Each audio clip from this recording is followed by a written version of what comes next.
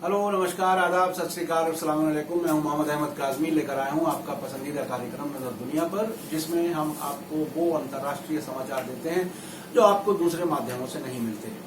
आज media star world की जानिब से खास पेशकश लेकर आया हूं। आज इस्लामी कैलेंडर के रमजान महीने का आखिरी जुमा है, जिसे जुमा अलविदा भी कहा जाता है। आज मैं आपको बताऊंगा इंटरनेशनल कुद्स डे यानी अंतर्राष्ट्रीय कुद्स दिवस, जिसे आलमी यौम कुद्स भी कहा जाता है, क्या है। ईरान की इस्लामी रेवोल्यूशन के फाउंडर लीडर आयतुल्लाह खुमैनी ने फरवरी 1979 में रेवोल्यूशन कामयाब होने वाले साल ही अगस्त में रमजान महीने के आखिरी फ्राइडे यानी जुमा अलविदा को इजराइल विरोधी प्रदर्शन करने की अपील की थी और कहा था कि यह प्रदर्शन हर वर्ष होने चाहिए। इन प्रदर्शनों का मकसद इजराइल के जरिए मुसलमानों के तीसरे सबसे अहम मजहबी मकाम फिलिस्तीन के शहर यरूशलेम स्थित अल कुद्स मस्जिद, जिसे अल अक्सा मस्जिद भी कहा जाता है, पर काबिज और निहत्ते फिलिस्तीनियों पर जुल्म ढाने वाले इजराइल के खिलाफ आवाज बुलंद करना था। दुनिया भर में मुसलमान मक्का की बड़ी मस्जिद की तरफ रुख करके नमाज अदा करते हैं। मक्का से पहले अल अक्सा मस्जिद की तरफ रुख करके नमाज पढ़ी जाती थी।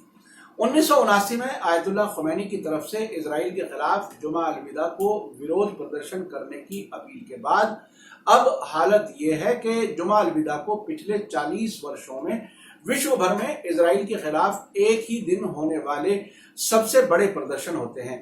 उन देशों में भी ये प्रदर्शन होते हैं जो इजराइल का समर्थन करते हैं और संरक्षण देते हैं।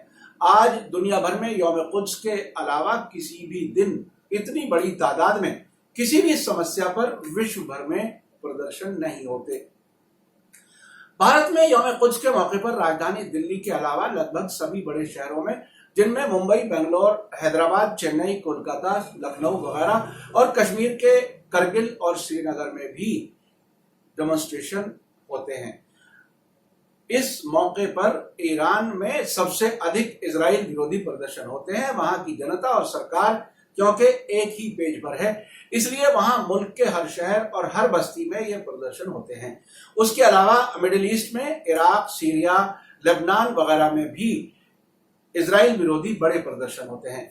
सऊदी अरब और कुछ और अरब देशों को छोड़कर, जो कि इस्लामिक रेवोल्यूशन के बाद से ही ईरान विरोधी बन गए हैं या उन्हें वेस्टर्न कंट्रीज के जरिए बना दिया गया है और इजराइल से संबंध सुधारने में लगे हुए हैं, इन प्रदर्शनों पर सरकार की तरफ से पाबंदी लगी रहती है।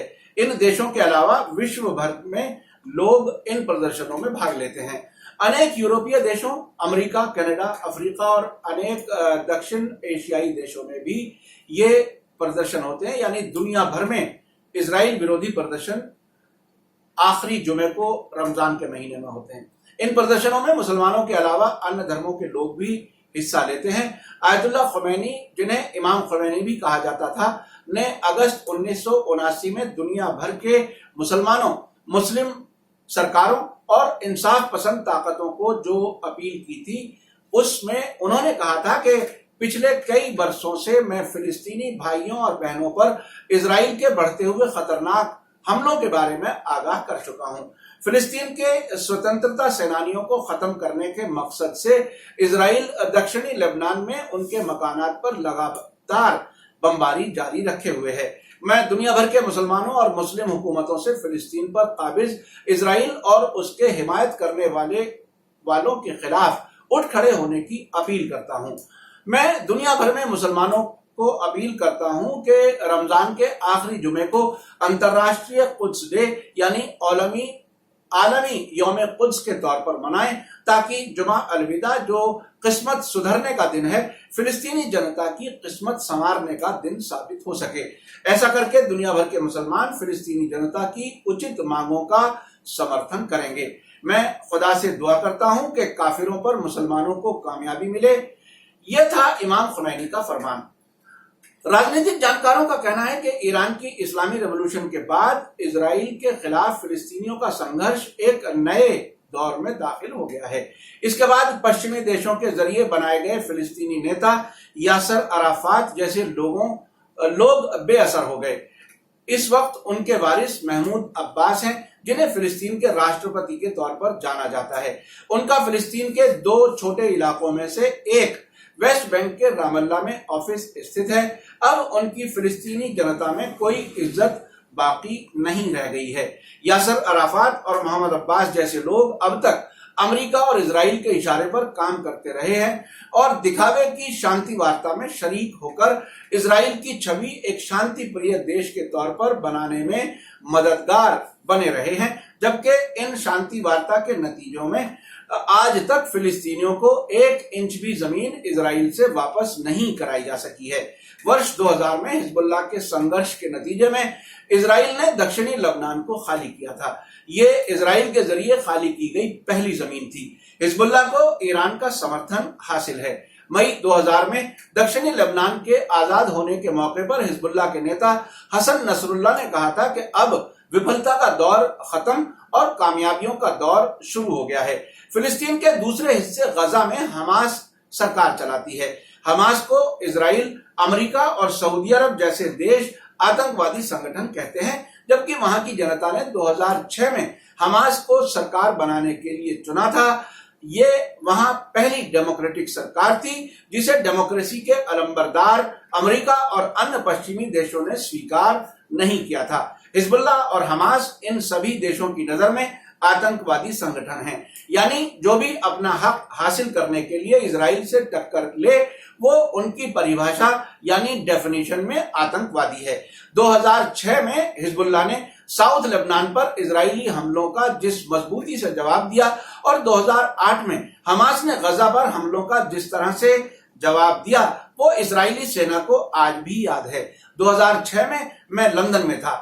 जंग के शुरू में सभी पश्चिमी देशों का कहना था कि जब तक आतंकवाद यानी हिजबुल्लाह को खत्म नहीं कर दिया जाएगा जब तक जंग जारी रहेगी, लेकिन 3 हफ्ते के अंदर ही उन्हीं देशों से जंगबंदी की अपीलें शुरू कर दी गईं। उस वक्त मुझे याद है इजरायली अखबारों में इजरायली कमांडर कहते थे कि जिस तरह से हिजबुल्लाह जंग लड़ता है उस तरह की हमारी कोई तैयारी, कोई ट्रेनिंग नहीं है, और वो एक तरह से बहुत परेशान हो गए थे हिजबुल्लाह का सामना करने का तरीका देख करके। 34 दिनों की इजराइल की जान बचाने के लिए 34 दिनों में जो इजराइल और हिजबुल्लाह के बीच में जंग हुई थी उसमें इजराइल की जान बचाने के लिए सभी पश्चिमी देशों ने मिलकर जंगबंदी कराई थी। आमतौर पर ईरान के बारे में कहा जाता है कि वो शिया समर्थक देश है, लेकिन इजराइल का विरोध कर रहे सुन्नी और शिया दोनों संगठनों को वो समर्थन करता है, जिसे सभी जानते हैं। हिजबुल्लाह लेबनान में शिया मेजॉरिटी ऑर्गेनाइजेशन है और हमास गजा में सुन्नी मेजॉरिटी संस्था है और दोनों को ईरान का समर्थन हासिल है। अंतर्राष्ट्रीय मामलों के जानकारों का कहना है कि आयतुल्लाह खुमैनी के जरिए जुमे अलविदा को कुद्स डे मनाने का मकसद दुनिया भर में फिलिस्तीन के शहर यरूशलेम में अल कुद्स मस्जिद यानी अल अक्सा मस्जिद पर कब्जे और फिलिस्तीनियों पर इजरायली जुल्म के बारे में जागरूकता पैदा करना है। ये भी बताना था इसका मकसद के लाखों फिलिस्तीनी रेफ्यूजी कैंपों में रहने पर मजबूर हैं और अब तक बड़ी तादाद में इजराइल के हाथों फिलिस्तीनी मारे जा चुके हैं। गजा फिलिस्तीनियों की दुनिया की सबसे बड़ी खुली हुई जेल है। ईरान इजराइल को देश के तौर पर स्वीकार नहीं करता, वो इसे ज़ायोनी प्रशासन कहता है और न ही उसके इजराइल से राजनीतिक संपर्क हैं। उसका कहना है कि वो यहूदी मजहब के खिलाफ नहीं है बल्कि ज़ायोनी नजरिए के खिलाफ है, जिसके तहत फिलिस्तीन पर कब्जा करके इजराइल को कायम किया गया था। ईरान में भी यहूदी लोग रहते हैं और वहां भी पार्लियामेंट में उनके लिए कुछ सीटें रिजर्व हैं। अरब देशों में केवल 2 देश मिस्र और जॉर्डन ऐसे देश हैं जिनके साथ इजराइल की शांति संधि है और डिप्लोमेटिक संबंध हैं। तुर्की ने भी इजराइल को 1949 में स्वीकार कर लिया था और उसने भी डिप्लोमेटिक रिलेशंस यानी एम्बेसियां एक दूसरे के देशों में खोली थी। मैंने भारत के अलावा इराक, सीरिया और ब्रिटेन की राजधानी लंदन में भी यौम कुद्स के विरोध प्रदर्शन देखे हैं। लंदन में हाइड पार्क के ट्रफेलगर स्क्वायर तक जो कि वहां की पार्लियामेंट के नजदीक है प्रोटेस्ट डेमोन्स्ट्रेशन होता है। कमाल यह है कि ब्रिटेन, जहां की इजराइल को बनाने वाला 1917 में बेल्फोर डिक्लेरेशन लिखा गया था, वहां की पुलिस अब कुछ डे पर लोगों को संरक्षण देने पर मजबूर है। यह है सियासी तब्दीली और जमीनी हकीकत। वॉशिंगटन और न्यूयॉर्क जैसे शहरों में भी यौम कुद्स पर इजराइल के खिलाफ जुलूस निकाले जाते हैं। 2017 में अमेरिका के 18 शहरों में अंतर्राष्ट्रीय कुद्स डे के मौके पर इजराइल के खिलाफ प्रोटेस्ट हुए थे। ईरान की रेवोल्यूशन के बाद हालात इस हद तक बदले हैं कि अब इजराइल ने अपनी सुरक्षा के लिए दक्षिणी लेबनान की सीमा पर मजबूर होकर दीवार बनाई है। उससे पहले वो दक्षिण लेबनान के बड़े इलाके पर कब्जा किए हुए था। अब गजा के हमास के लोग भी इजराइल से टक्कर लेते हैं। साल में 2-4 बार टकराव होता है और इजराइल ही जंगबंदी की आवाज उठाता है। अभी पिछले साल नवंबर में गजा पर इजरायली बमबारी के बाद हमास की तरफ से 400 से 500 मिसाइल और रॉकेट हमले किए गए। जवाबी कार्रवाई इतनी जोरदार हुई कि इजराइल को तौबा मांगनी पड़ी। 3 दिन के अंदर मिस्र और कुछ यूरोपीय देशों ने मीडिएशन करके सीज फायर कराया था। हाल ही में जब अमेरिका और ईरान के बीच खाड़ी में टकराव की हालत बनी हुई थी तो इजराइल के एक मंत्री ने अपने एक बयान में कहा था कि अगर ईरान के खिलाफ जंग हुई तो ईरान इजराइल पर हमले करेगा, यानी वो खुद को ईरान से असुरक्षित समझ रहा है। साथ ही मैं आपको बताता चलूं कि ईरान के सुप्रीम लीडर आयतुल्लाह खामेनेई ने सितंबर 2015 में कहा था कि इजराइल अब के बाद अपने वजूद के 25 साल नहीं देख सकेगा, यानी उन्होंने भविष्यवाणी की है कि 25 वर्षों में उसका वजूद नहीं रहेगा। इजराइल से अक्सर नौजवानों के देश छोड़कर विदेशों में बसने की खबरें आती रहती हैं और इजरायली सरकार विदेशों से यहूदियों को अपनी सीमा में लाकर बसाने के लिए आमंत्रित करती रहती है। विदेशी यहूदियों को इजराइल के टूर भी कराए जाते हैं और उन्हें बताया जाता है कि अगर वो आकर रहना चाहें तो उन्हें बहुत सी आसानियां दी जाएंगी। इस तरह की खबरें इजराइल के अखबारों में अक्सर पढ़ने को मिलती रहती हैं, जिनमें खासतौर से हारेट्स और जेरूसलम पोस्ट शामिल हैं।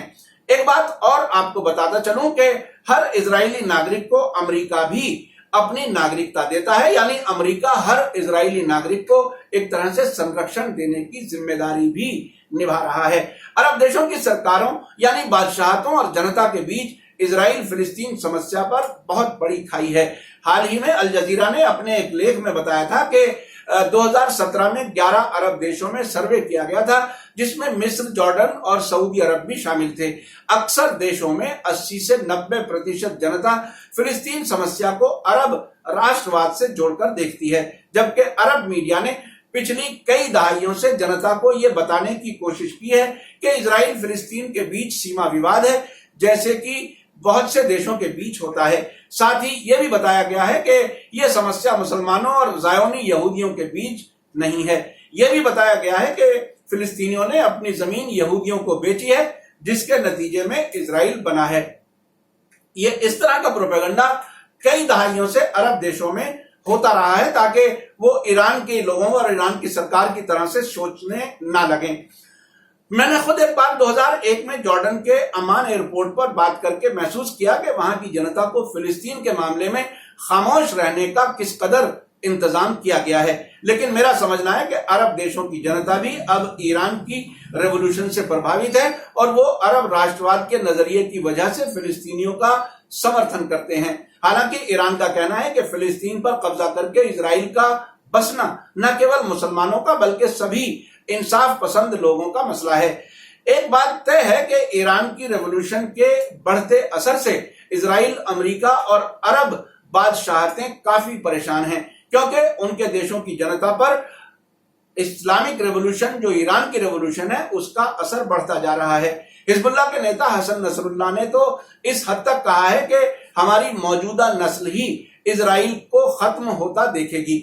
मेरा कार्यक्रम आपको कैसा लगा कमेंट्स में जरूर लिखें। अगर आप देश और दुनिया में होने वाली घटनाओं को सच्चाई के साथ समझना चाहते हैं तो हमारे कार्यक्रम को अपने सभी सोशल मीडिया प्लेटफॉर्म पर जरूर शेयर करें। अगर अब तक media star world YouTube channel को आपने सब्सक्राइब ना किया हो तो फौरन सब्सक्राइब करें और तुरंत नजर आने वाली घंटी के आइकन को भी क्लिक करें ताकि हमारी हर नई वीडियो की सूचना आप तक पहुंच सके। आप हमें फेसबुक, ट्विटर और इंस्टाग्राम पर भी फॉलो कर सकते हैं। इसी के साथ मुझे दीजिए इजाजत। धन्यवाद, शुक्रिया, जय भारत, जय हिंद।